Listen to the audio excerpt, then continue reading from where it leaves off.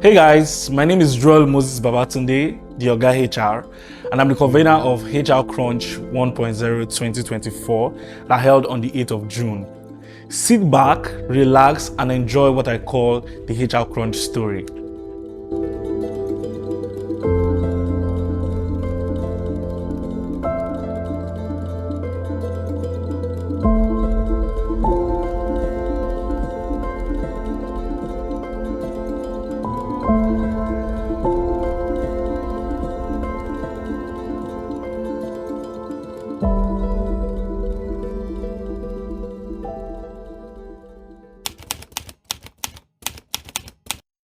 My blueprint for HR Crunch was very simple.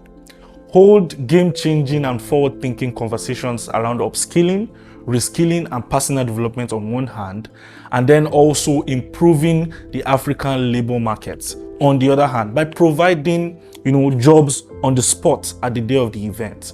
That was simply my vision, and this was just tied to, SDG 8, which is about decent work and economic growth. So anytime they ask me how I conceived or why I even conceived the idea around HR Crunch, I always, take my mind back in retrospect, and I always ask this question, very, very simple question. Have you seen the current, human capital development index in Africa? It is a mess. It is abysmal. So rather than just sitting back and crying over spilled milk, wondering why we are one of the smartest people in the world, yet so backward. We are one of the people with a great potential to be the richest guys in the world, but so poor.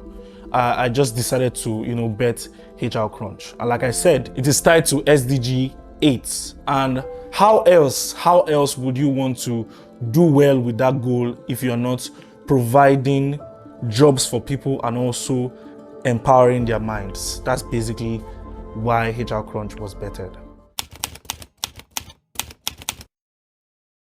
So we had about 800 to 1,000 people, but averagely 1,000 people at HR Crunch.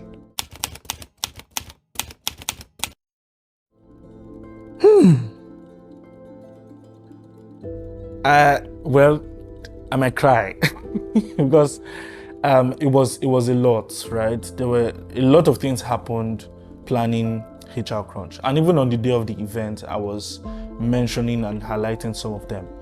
Ranging from the fact that HR Crunch that we see and we celebrate today was conceived in 2020, right?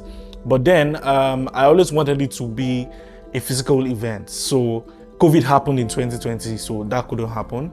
And then we moved over to 2021. We still had the challenges of social distancing, and by the time I made some applications, it wasn't possible because I always have wanted to host 1,000 or more, at my events, and we couldn't do that number because of social distancing, right? Up until the point where we were now ready to actually plan the event, to start the event, to kill the event, and then Jackpot happened, right? I had a lot of my team members, particularly my team leads, leave the country, right, to go find a better, greener pasture, and I wouldn't blame them. So all of this happened.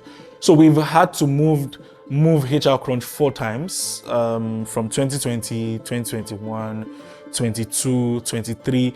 So when I was going to do it in 2024, I told myself that if I'm not able to do it again in 2024, if I'm canceling it, that will be it, and that will be final, like final. Also because it was 1.0, it was the first time we're having this event, so we didn't have as much sponsors. I mean, we reached out to over 70 sponsors, and just about 11 of them responded, and I think just 5 of them came through. So you can see having to pay out of pockets because, nobody will believe in your event if it's just starting. Another major problem was having to explain throughout the planning process that HR Crunch was not an HR event. Yes, has HR in front of the name, but it is I will never be an HR event. It is more or less like a work event. So people from different fields of life came for the event. So that's why even our panel session, had people from marketing, Apoco doctor from health, and all of that. So having to explain to people, even when we're doing publicity, when I was carrying placard up to invite people for the event, it was such a struggle, right? So all of these things put together, and then having to let some of my team members go deliberately because our goals were not aligning anymore. Some of them outgrew the event, not for a bad reason, for a very good reason. So all of these things put together were the challenges that we actually faced. I faced particularly, planning HR crunch. But like they always say, everything is now history. Yeah. So for pain points, because I'm a perfectionist to a core, I would say that from the day of the event, right there in the hall, while everybody were having good time, beautiful time, I was judging myself. I was already scoring myself really low because we had a couple of technical glitches. But trust me, unlike other events where you have issues with microphone and all of that, our mics worked really, really good, right? But then we had, little glitches, like this person's profile going up and then another person's profile is going up instead of that, right? So just little things like that made me judge my events. But a lot of people disagreed with my own judgments. I heard a lot of them saying it was such a beautiful outing for, a first time. It was such a beautiful event for a first time. I've planned a lot of things in this life, I promise you. From my teenage age, pulled the best of the best events in Kaduna. In the university as a faculty, vice president and president, I did really good with my events. But trust me, no event in this life has stressed me like HR crunch.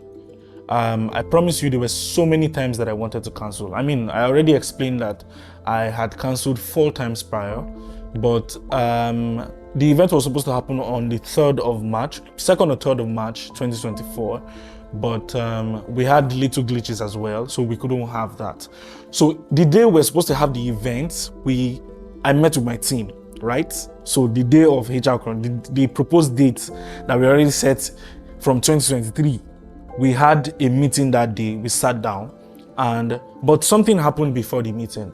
I promised myself that I was even hoping that while I was going for the meeting, that people will not turn up, because I was ready to actually cancel it and cancel it for life. So answering the question of if there were times where I wanted to give up, I promise you, at every step of the way, I wanted to give up. But this is the point where I mentioned someone very, very instrumental.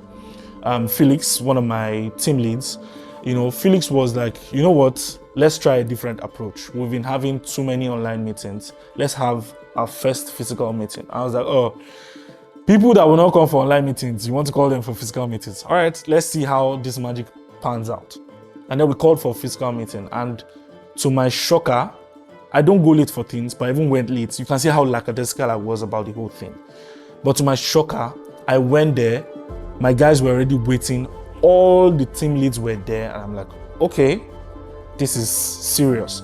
So again, I now got to a point where I wasn't doing it for myself anymore. I was now doing it for them. Because I looked at everybody's face and I was like, okay, if these guys believe in me this much, the day of the events, they are here and we're having a meeting, let's do this. But I promised myself that going forward, if I ever get to a point where I had to cancel, it will be for life. But I promise you, a week to the events, that thing came up again. I guess I got too used to canceling the event and I just wanted to cancel it for fun and just see what will happen, right? But I'm happy that I stayed true to it. I'm happy that I fought all my demons and I brought HR Crunch to life. So yeah. Before the event, I penned down a couple of things that would mean success to me, right? And I was ready to match them like for like at the day of the event. But I wouldn't be focusing on all of that. I would rather focus on the feedback that I got from people, right there at the day of the event. I mean, starting from Cher, the CEO of Paid, the co-founder of Paid, right? He stepped into the hall and then he texted me on Twitter, "Guy, you don't blow, this place is full. I wasn't expecting this at all," right? That showed that we had a beautiful time. That showed that all of the years, months, minutes of planning showed for something at the end of the day. Oh, a Aproko doctor sitting just right close to me and then telling me that, "Guy, I would have loved to join this particular panel session that was on." Meaning that we had very beautiful panel sessions, engaging panel sessions as well. And then we tried out something that I'm very sure other events would not do or don't do, right? We called it the fishbowl panel session, and that was a success as well. So down to the feedback on Twitter, on LinkedIn, on IG, a lot of people buzzing. I promise you, I went off the grid immediately after the event, but when I came back, the tags, a lot of buzz, my phone was buzzing really, really, really good. And that's for me is the major success. I think that would crown whatever it is that I would have, I would have pegged as the success of HR Crunch. So yeah.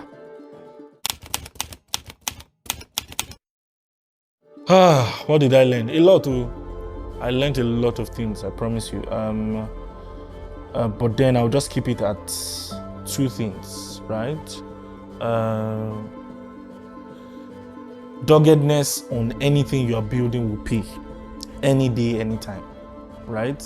Because I would want to give myself a little credit. If I wasn't dogged, maybe from 2021, I would have just cancelled the damn thing and just move on with my life, move on with other beautiful things that were happening in my life, right? Second thing that I learned is when you're building something as beautiful as what we just did on the 8th of June, one thing I've learned is focus on availability over, expertise. And I will explain what I mean by that. From the very beginning, when I was setting up my team, I made sure that I was picking the best of the best guys in their different sphere of influence. For marketing, I wanted this marketing guru to be in charge of HR Crunch. I had access to them, right? But one thing I now learned over time in the planning of HR Crunch was that rather than paying too much focus or giving too much credence to expertise, I would have actually paid attention to availability. And that was what worked at the end of the day. People who were really available down to holding the event and making sure that it worked. That's like the biggest lesson for me. And going forward, if I'm going to pick teams today, I'll pick someone who is available and is ready to learn on the job than someone who is a god or a goddess in their field. That's just very simple what I learned over time.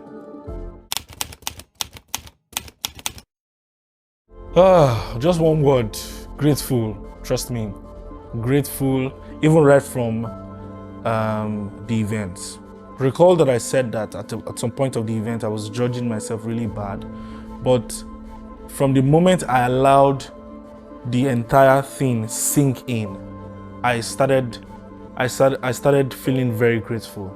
And a lot of my team members, even some of my speakers, were asking why I was alternating my glasses. I was going between these glasses and my sunshade.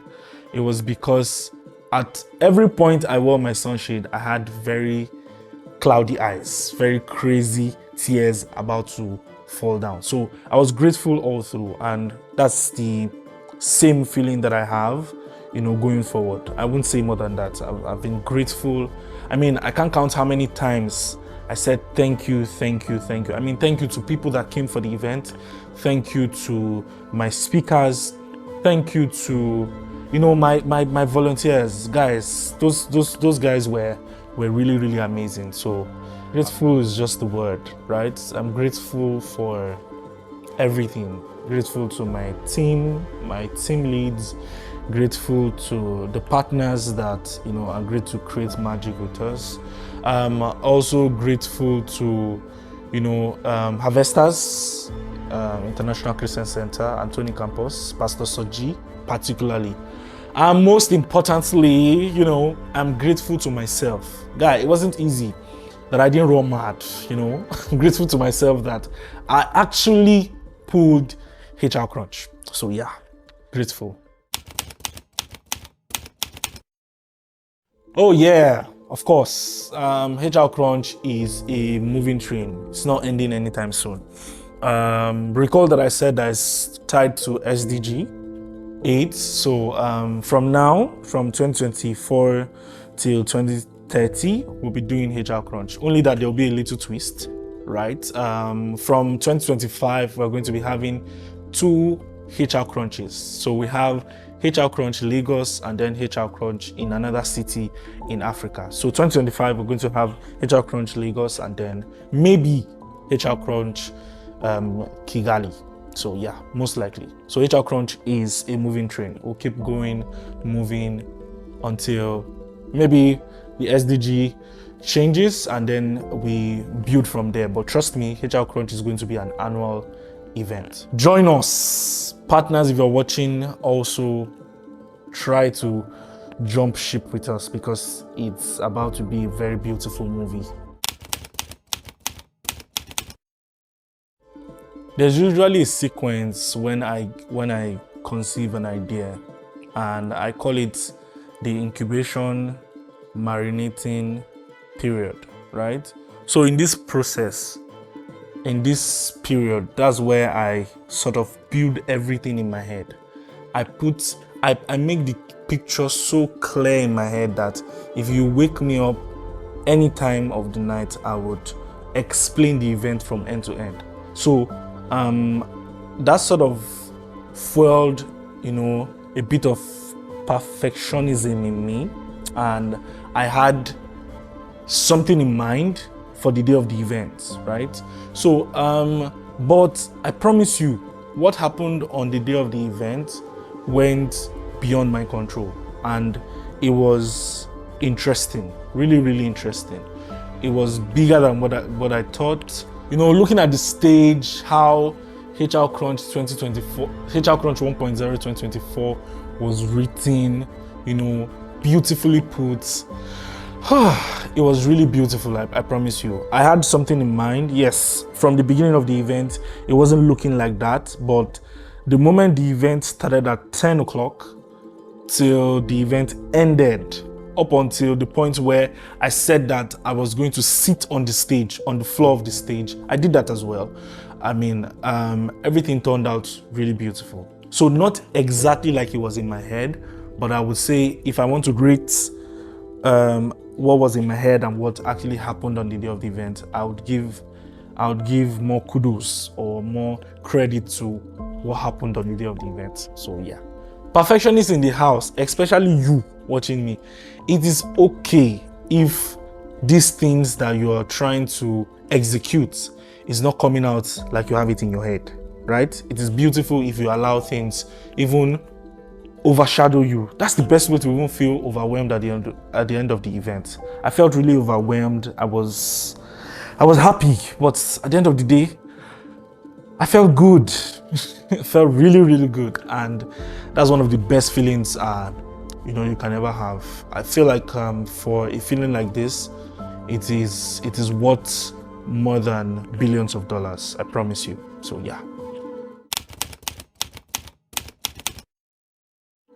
Honestly, I feel like you can pick a lot of things from all of what I've said, but I think one major thing that stands out even for me is if you're called to build something, stay true to it and freaking build it, right? No matter the ups, no matter the problems, challenges, issues, you might be facing going forward, but just make sure that you are laying a single block on a daily basis. Just lay one block today, lay another block tomorrow. Just keep building. I've been called to build HR Crunch. What are you called to build?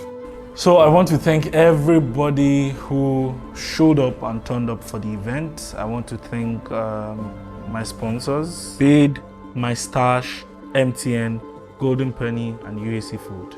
Thank you very much for creating magic with us, and thank you to everyone who came to show their support and stayed with us till the end of the event.